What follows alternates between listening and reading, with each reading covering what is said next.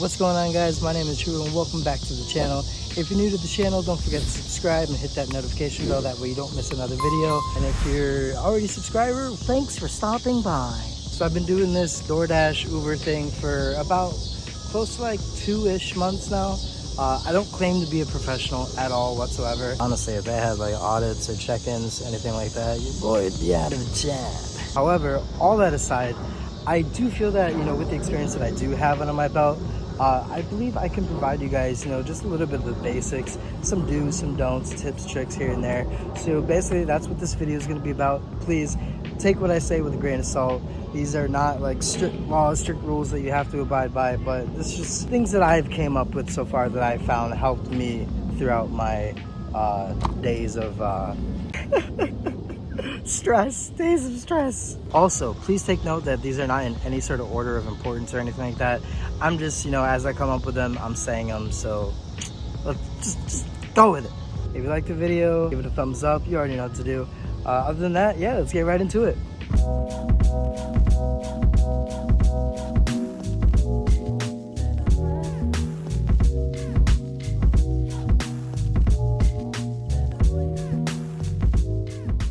So obviously, in order to do any of these sorts of things, you need some sort of transportation.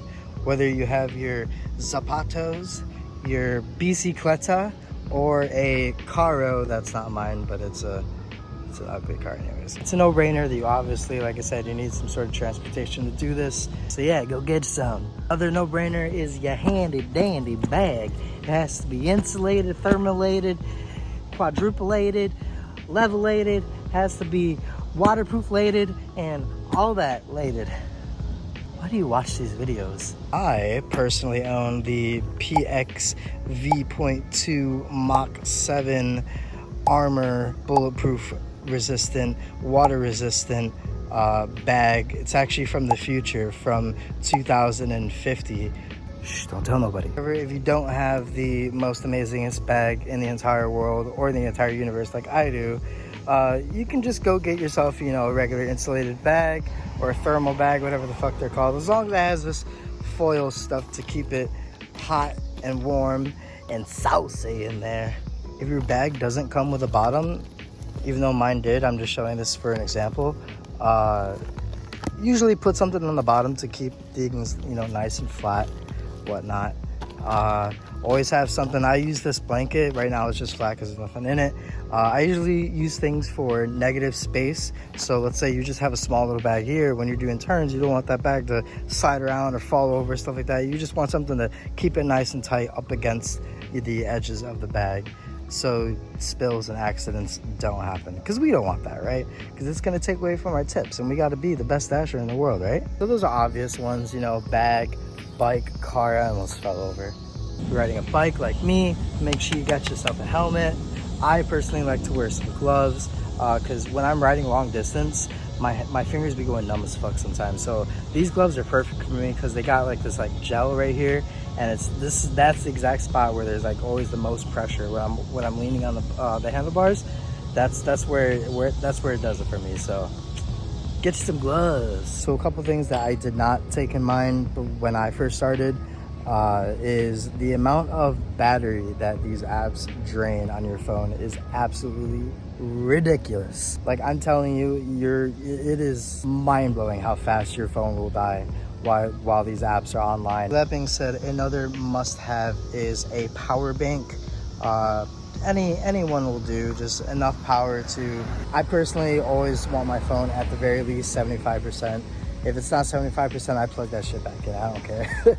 This portable battery will last me like 2 days, bro. Like, it's really good. So get yourself some power. Oh my god, I'm fucking sweating out here. Jeez. Sweat. It's nasty, and there's gonna be a lot of it. So me, I wear it's so stuck in there. I have a bandana under here, okay, and it's absorbed so much sweat that it's now absorbed into my skin, into my scalp, and it is now a part of me. That being said, always make sure there are hydrational, thirst-quenching beverages very readily available to you. That way you can always stay supercharged. You're gonna want some sort of bag or fanny pack or anything like that. Personally, I like to keep my I got a charger for my lights. I got some tape for my cups, and we'll go over that later. I keep my bike lights in there until I need them. AirPod case in here allows me to have my keys right here. Inside this little side compartment, I got my wallet, and this is where I keep my cleaner thing for the fuck is this? A rag, a cleaning rag for my sunglasses. That being said, you hear that?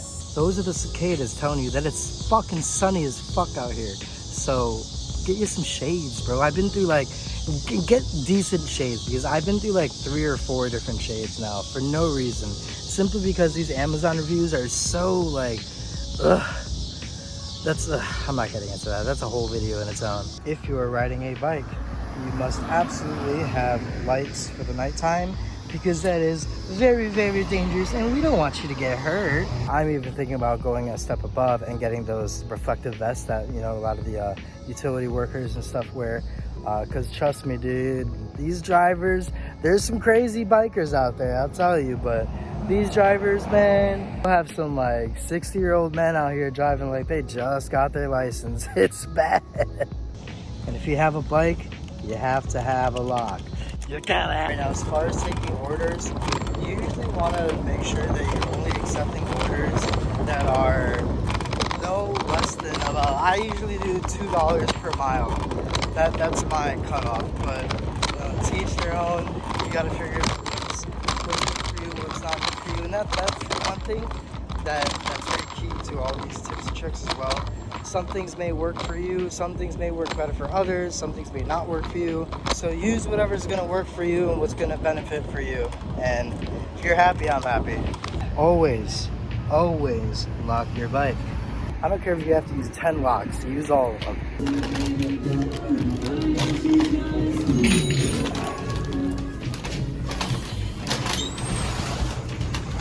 Oh, so I just realized that I forgot to lock up my bike. So another thing I want to go over is, yes, I understand that these apps have their own navigational systems and whatnot, but let's be honest, for those who already use these apps, you know what I'm talking about, man. They are not trustworthy whatsoever. They'll send you all sorts of fucking different directions. So it's okay to use it, don't rely on it. Get to know the area that you deliver in, know the streets, know where certain restaurants and stores are, and it'll help you out in the long run, trust me. Also, don't be those bikers or drivers who are sitting down going like this, and, where's the address? It's that's so annoying. That's how most accidents happen. Those of you that work near high-rises or apartment buildings, or just in general, it's good to always make sure to look at the notes, the drop-off notes for the delivery. Sometimes customers will say leave at door, but that door is at the 21st floor of the building. So then you gotta talk to the receptionist.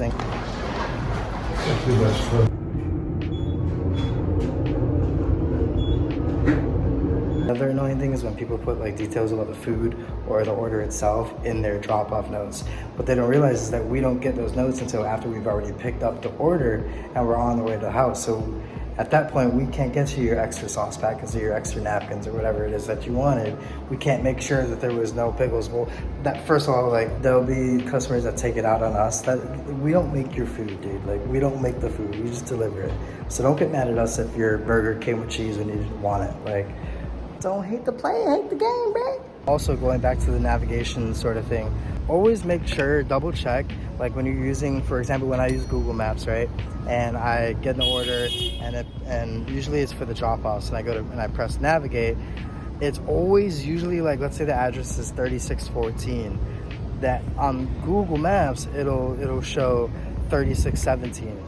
I don't know why it does that, but always double check, because there's been times I'm pretty good at catching it now, but sometimes you'll be at an address and you'll be waiting for the customer. You're where the fuck are they? Come to find out they're all the way down the block because they gave you the wrong address. But Google Maps fucked up and they put the wrong address. I haven't used DoorDash enough to see how well their navigation system works, so TBD on that. Let's see, what else? So as far as what's supposed to be in the bag like for the items and whatnot. Outside of the grocery orders, I'm talking about like regular restaurant orders like McDonald's. Whatever the employee doesn't put in there, whatever they mess up on, that's completely on them.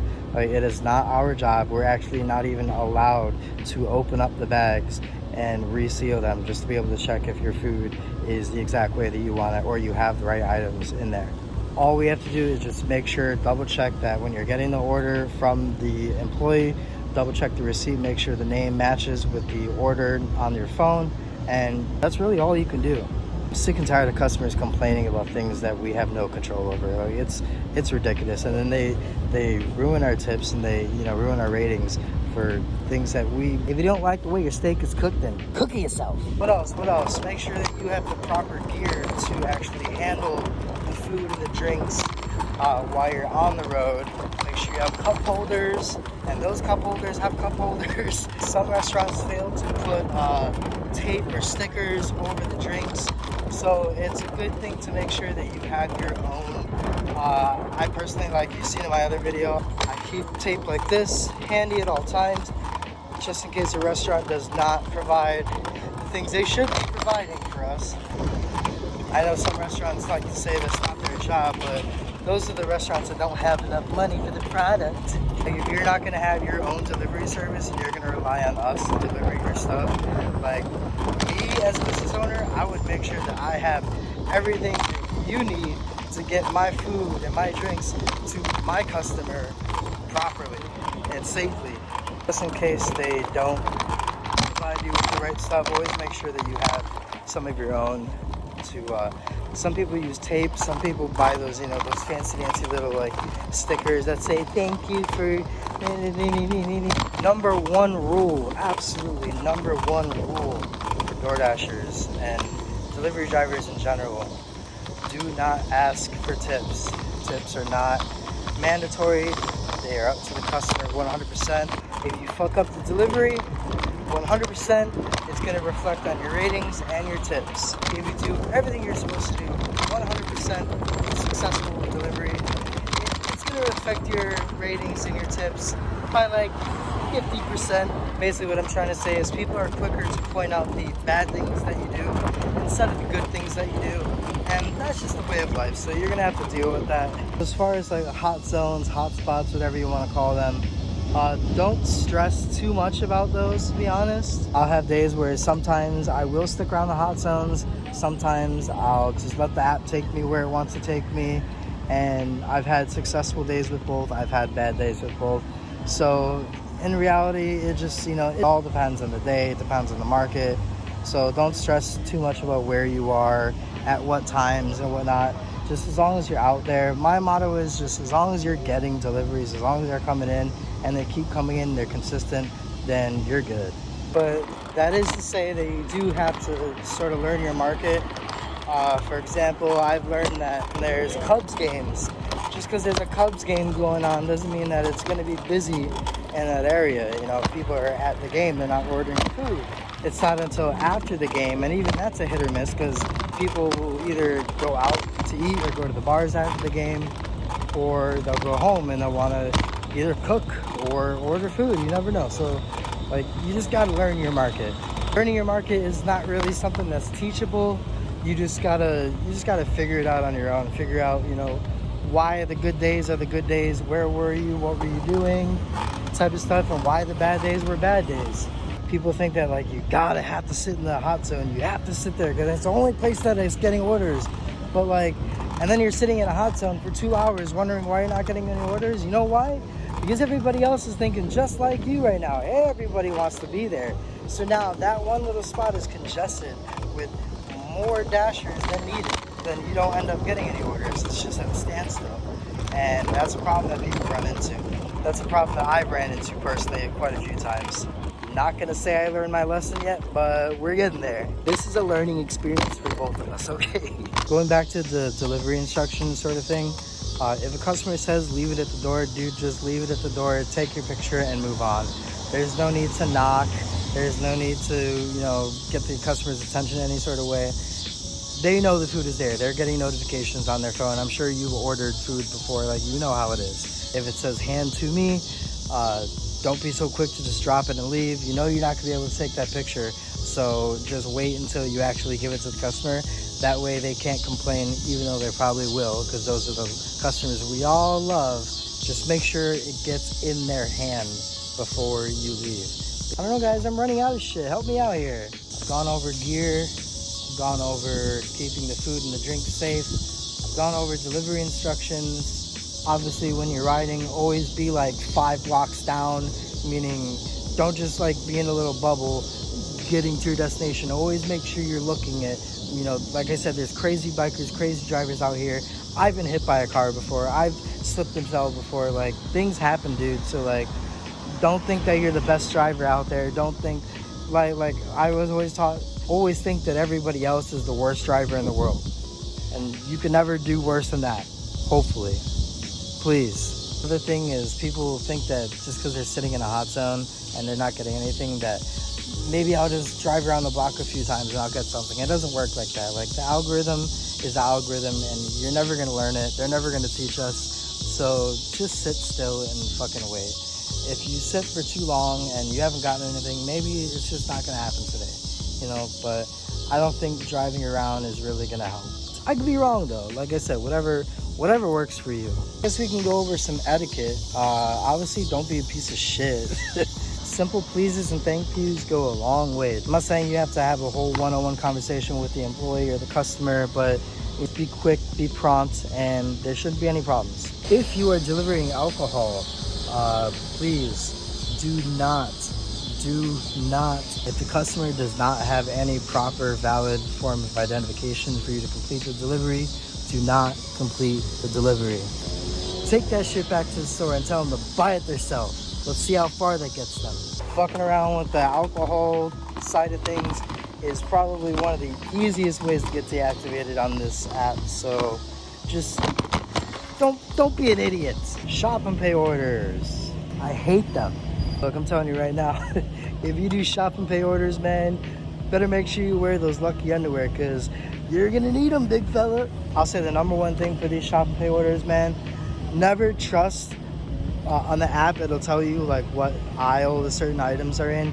Never trust that shit. It's 90% of the time inaccurate. Just you've grocery shopped before. You know what things go where. You know what things are with what. Like, come on now. Most grocery stores are set up like in a specific way. The dairy is with the dairy, which is with the yogurt, which is next to the things that are not dairy. You know, like, you know that the chips and the soda and the candy are all going to be next to each other. You know, there's things like that. You're going to find fruit by the fruit stands. You're going to find bread by the bakery. You're going to find lunch meats at the deli. If not there, you're going to find it in, I'm sure most stores have like a little pre-pack section for all the pre-packed cheeses and meats. Like, it's, you got to learn your stores, man. You can't do this job if you're living under a rock. And yes, this is a job. It's a gig work, but it's a job. If you're logging hours, you schedule times, you're getting paid, you got to do taxes. It's a job. Like, I hate the people who say like, oh, it's just a hobby. Like, it's not a hobby, dude. It can be a hobby. Like, yes, like biking and, you know, having all the cool gear and, you know, or having cool like car setups like that, all that type of stuff. Those are hobbies. But you're still using your hobby to do the job. Do you get what I'm saying? What else? Brakes. Don't try to be super dasher out here. Give yourself a break. Take some time to sit down, catch your breath, drink something, eat something, smoke something, whatever you gotta do to get back right, okay? Don't be killing yourself out here, all right? Also, for shop and pay orders, just know that like more than half the time you're not going to be able to find everything, so don't stress about that too much. You can always find replacements, and just make sure that you're in good communications with the customer at all time as far as like missing items or items that you need to replace or remove, anything like that. Don't go overboard. Like, don't message them every time you find an item, but as far as like replacements and stuff like that, that's when you want to be in good communications with the customer. So also find carts that don't make this much noise. My God. When you're taking a picture of the receipt, you got to make sure that that is a clear picture, not blurry. Oh, what else, guys? I'm trying to think of more. I think one final tip that I got for you guys is don't eat the customer's food. Don't drink their drinks. Pretty sure I can do more in an updated video. But I think that's all I got for now. Obviously, with more experience comes more things that I've learned that I will be able to reflect onto you guys. And yeah, so in due time. Remember, this is coming from a guy who's only done this for about 2 months, all right? Back off. But until then, folks, I guess we're gonna call it for this one. Don't forget to share, subscribe, like, all that good stuff. You already know what to do. More tips and tricks to come in the future, so stay tuned for that. Most importantly, man, just have fun out there. Just have fun. Don't get discouraged by bad days. I know them bad days can be pretty daunting, but you know the good days are good, so it kind of balances itself out. And please, please, please, guys, stay safe out there, all right? That's the number one thing. Stay safe out there. You guys have a great day. Have a great week. Have a great year. Have a great life.